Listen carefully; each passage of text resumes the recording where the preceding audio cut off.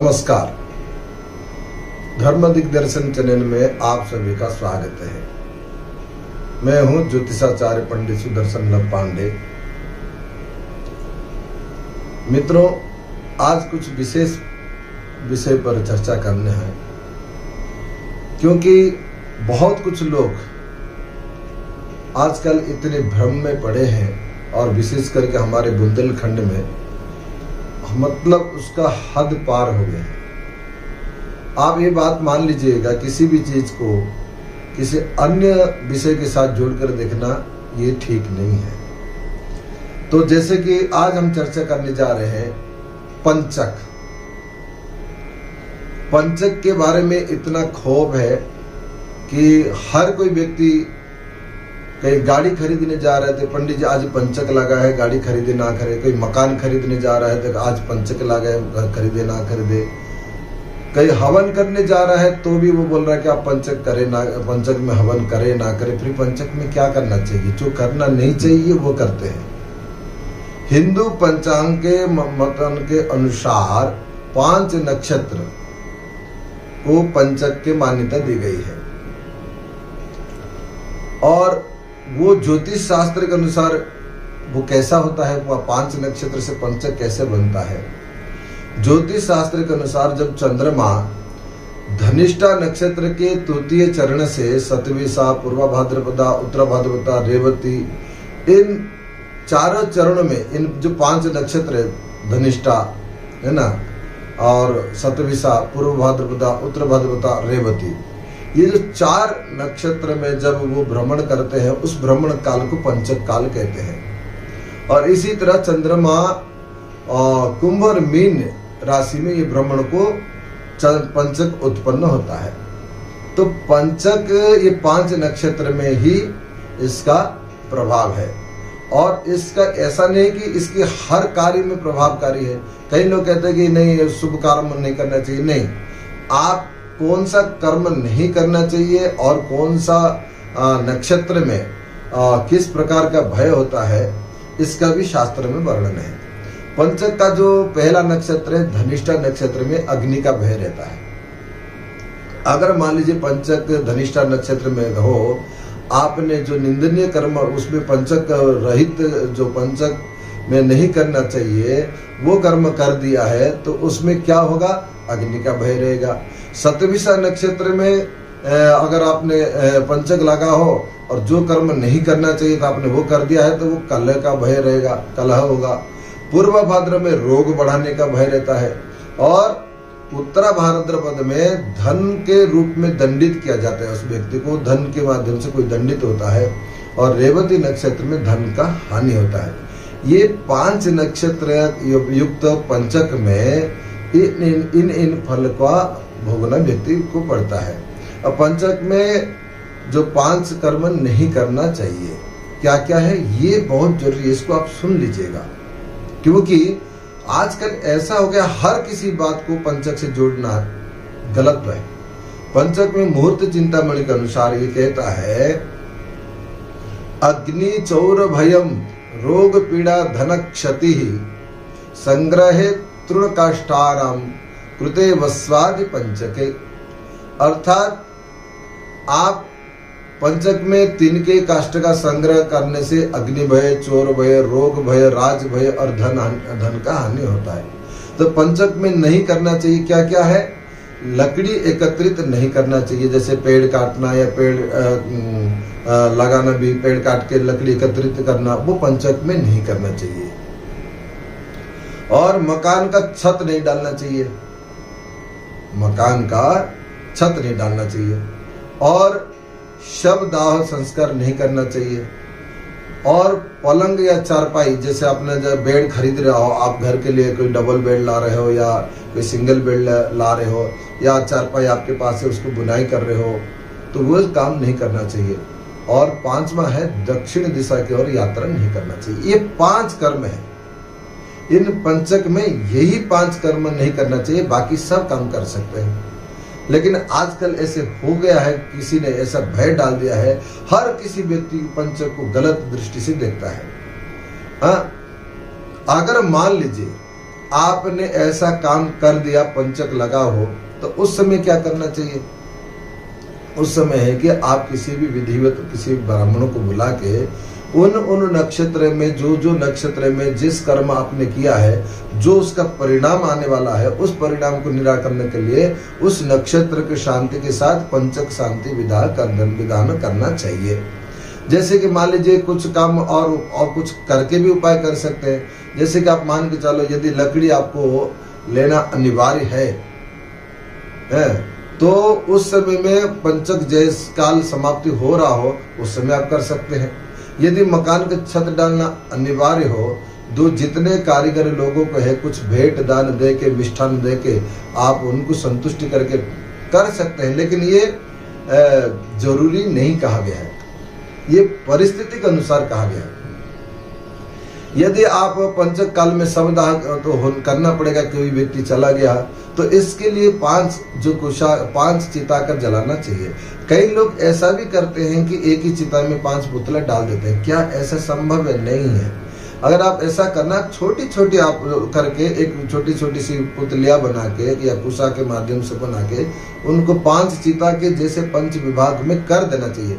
और एक ही चिता में 5 को, अगर किसी व्यक्ति गांव में 5 लोग मर जाए, क्या एक ही चिता में जलाया जाता है? नहीं है। तो इसको विधिवत अलग अलग छोटे छोटे अलग अलग कंडे में आप उसको जला सकते हैं। ये 5 चिता का उसको जलाने का विधि कहा गया है। अगर यदि पंचक काल में आप दक्षिण यात्रा करना अनिवार्य है तो आप एक काम करें, किसी भी हनुमान जी मंदिर हो या जो सिंदूर चढ़ा हुआ गणेश जी की मंदिर हो, वहां जाके प्रणाम करके आप कुछ प्रसाद अगर पूजन इत्यादि करके आप दक्षिण यात्रा की यात्रा कर सकते हैं। ये पंचक में इतना आपको उपाय करके आप प्रारंभ कर सकते हैं। अब पंचक के कई प्रकार, 5 प्रकार भी कहा गया है। आप देखिए पंचक के 5 प्रकार का क्या क्या है। पंचक के 5 प्रकार है कि जब कभी रविवार के दिन हो, अगर पंचक पड़ रहा हो, उसको कहते हैं रोग पंचक, उसको कहते हैं रोग पंचक। अगर सोमवार के दिन अगर पंचक पड़ा हो तो उसको कहते हैं राज पंचक। और अगर मंगलवार के दिन अगर पंचक हो तो उसको कहते हैं अग्नि पंचक। और शुक्रवार को जो है चौर पंचक, और शनिवार को जो है मृत्यु पंचक कहते हैं। इसमें बुधवार और गुरुवार छूटा हुआ है। तो बुधवार और गुरुवार में जो ऐसा दी गई जो ऊपर जो पंचक का है, उसमें कोई फल नहीं होता, इनमें कोई दोष नहीं होता है, इसमें किसी भी प्रकार का भय भी नहीं रहता है, इसमें आपको सब कुछ कर सकते हैं। बुधवार के पंचक में अगर मान लीजिए शुभ कर्म कर सकते हैं, लेकिन जो उसमें जो विधान किया गया है कि पंचक शांति का, वो चाहे मान लीजिए गुरुवार के दिन किसी के पंचक लगा हुआ हो और वो व्यक्ति चला गया, उसका अंतिम संस्कार करना है, वहां जो नहीं करना चाहिए उस जगह पर इस कर्म को आप पंचक शांति विधान करके ही करना चाहिए। और जहां आपको लग रहा है कि नहीं आज पंचक है, आज गुरुवार है, चलो कोई बात नहीं, भय नहीं रखना चाहिए, क्योंकि किसी भी प्रकार की। और पंचक में मौत का मृत्यु हो जाए तो उसकी क्या समाधान है, हमने आपको बताया कि गरुड़ पुराण में भी ये और कई धर्म ग्रंथ में इसका वर्णन है। मृत्यु हो जाने पर उसके साथ कुल खानदान के 5 लोगों का मृत्यु होने का संभव है। शास्त्र का कथन है कि धनिष्ठा पंचक ग्रामे सतभिषा कुल पंचकम पूर्व भाद्रपदारथ्या च उत्तरा गृह पंचकम। आप देखिए, रेवती ग्राम बाह्यम च एतत् पंचक लक्षणम। धनिष्ठा पंचक ग्रामे, जब 5 श्रेणी में इसको विभक्त कराया, जैसे कि क्या क्या है, ग्राम पंचक, कुल पंचक, रथ्या पंचक, गृह पंचक और ग्राम बाह्य पंचक, ये 5 विभक्त में विभक्त किया गया है। अब ग्राम पंचक किसको कहते हैं? ऐसे मान्यता है कि उसमें लिखा गया है कि धनिष्ठा नक्षत्र में अगर किसी का मरण हो गया हो तो उसमें ग्राम पंचक दोष लगता है, जिसके कारण में उस गांव में 5 लोगों की मृत्यु हो जाती है। अब कुल पंचक माने कि जो सतविषा नक्षत्र का पंचक लगा हुआ हो, उसमें किसी व्यक्ति का मरण हो जाए तो उसकी स्वयं के कुल में 5 लोगों की मृत्यु हो सकती है। रथ्या पंचक, इसमें पूर्व भाद्रपदा में अगर किसी की मृत्यु हो जाए तो उसकी जो मोहल्ले या टोली जो कहते हैं ना, उसकी जो मोहल्ले, उस एरिया में 5 मृत्यु होना संभव है। और गृह पंचक जो कि उत्तरा भाद्रपद से युक्त है, तो उसमें उस घर में 5 व्यक्ति का मृत्यु होना संभव है। और ग्राम बाह्य पंचक ये है कि रेवती में हो तो पूरे दूसरे गांव में भी उसका प्रभाव पड़ता है, तो उस गांव और दूसरे गांव मिला के जो आसपास गांव का लगा हुआ हो वहां तक प्रभाव जाता है। तो इसलिए उन दोनों गांव में भी किसी भी 5 व्यक्ति का मृत्यु लगातार हो सकता है। मान्यता के अनुसार नक्षत्र किसी भी एक व्यक्ति की मृत्यु पर 5 लोगों की मृत्यु होती है, ऐसा शास्त्र में कहा गया है। मरने का तो कोई समय रहता नहीं, कब आया कब चला गया। ऐसे में 5 लोगों का मरना कुछ हद तक तो संभव है, परंतु उत्तरा भाद्रपदा और गृह पंचक में जो माना गया है वो किसी भी घर में 5 मृत्यु का हो सकती है। इस विषय में भी बहुत गहराई से विचार करना चाहिए। पंचक में मरण और सूतक का 5 सूतक लगते हैं। तो गृह घर में विभक्त नक्षत्र तथा कथित जो हमने कहा है कि विभिन्न प्रकार के दुख आ सकता है। 5 मृत्यु का अभिप्राय ये है कि 5 ग्रहादि में रोग, अगर मान लीजिए मृत्यु तुल्य रोग हो या मृत्यु तुल्य कष्ट हो या मृत्यु तुल्य दुख हो, तो ये भी एक प्रकार का मृत्यु कहा गया है। कारण व्यथा, दुख, भय, लज्जा, रोग, शोक, अपमान, मरण, ये जो 8 भेद कहे गए हैं, ये मृत्यु का 8 भेद है। ये मृत्यु जैसा ही है। अगर इस प्रकार भी आ सकता है, अगर पंचक की किसी में व्यक्ति का अगर आप मृत्यु हो गया हो, आपने उसका कुछ किया ही नहीं हो, तो जरूरी नहीं कि 5 लोगों की मृत्यु हो जाए। इन जिसको किसी ना कोई व्यथा हो जाएगा किसी कारण से, या किसी को दुख होगा, या किसी को भय हो जाएगा, या किसी को बहुत लज्जा हो जाएगी, या किसी को बहुत बड़ा रोग हो सकता है, किसी को शोक हो सकता है, किसी को अपमान लांछन इत्यादि लग सकता है, या किसी को मृत्यु भी हो सकती है। तो इसी प्रकार 8 प्रकार की मृत्यु कहा गया है।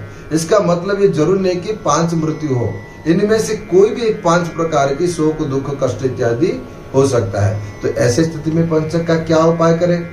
अगर मान लीजिए किसी ऐसे घटना हो गई हो और कोई व्यक्ति कुछ नहीं कर पाया हो, तो क्या करना चाहिए? तो ये मुहूर्त चिंतामणि ग्रंथ में कहा गया है कि प्रेतस्य दाहम यमदिग्मम त्यजेत सय्यावितान गृह गोप नादिचतम। मतलब पंचक में मरने वाले व्यक्ति को शांति के लिए गरुड़ पुराण में जो उपाय बताए गए हैं उसी के अनुसार करना चाहिए। देखिए, गरुड़ पुराण के अनुसार क्या कहा गया है कि पंचक में सबका अंतिम संस्कार करने से पहले किसी भी अच्छे विद्वान पंडित को बुलाइए और उनसे अवश्य सलाह ले, क्योंकि यदि विधियुक्त विधि किया जाए तो आपका घटना टल सकता है। दरअसल पंडित के कहे अनुसार ही शवदाह संस्कार करना चाहिए।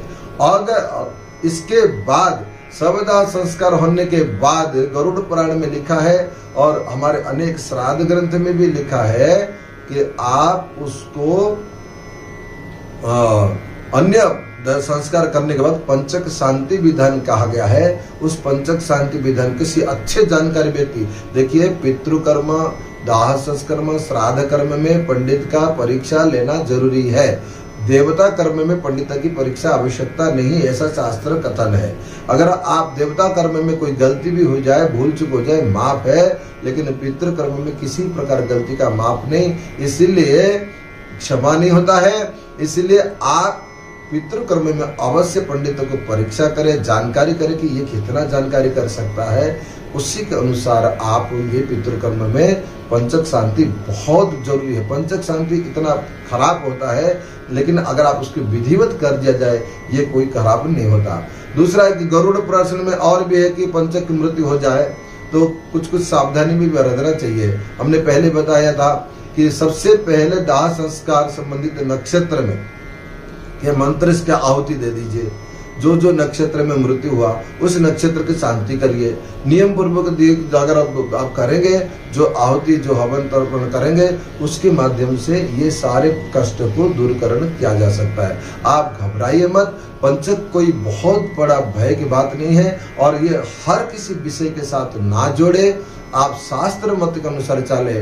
कई लोग कहते हैं कि हवन नहीं करना चाहिए, हवन नहीं करेंगे किया तो क्या चोरी करोगे? ये नहीं है। इन 5 कर्म को ही कहा गया है, इन 5 कर्म ना करें। आजकल मैं देख रहा हूं ये सब बात करें कि हम गाड़ी नहीं लेंगे, लेकिन वो ले आते हैं अपने घर में बिस्तर।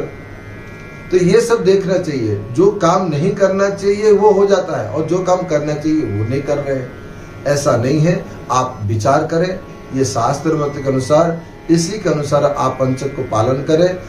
ये आपकी मर्जी है, करना हो तो, नहीं करना हो तो कोई बात नहीं है। लेकिन मेरा धर्म है कि कुछ शास्त्र ज्ञान का आप तक पहुंचा दो। हमारा धर्म दिग्दर्शन चैनल इसी काम के लिए ही लगा हुआ है और धर्म दिग्दर्शन चैनल के माध्यम से आप अनेक विषय के बारे में जानकारी आपको प्राप्त होता रहता है, मिलता रहता है। और इसी के अनुसार आप धर्म दिग्दर्शन से जुड़े रहिए, शेयर करें और अवश्य देखें, सुने और दूसरे को भी प्रेरित करें। तब आगे कुछ नया विषय लेकर आएंगे। तब तक के लिए दीजिए नमस्कार।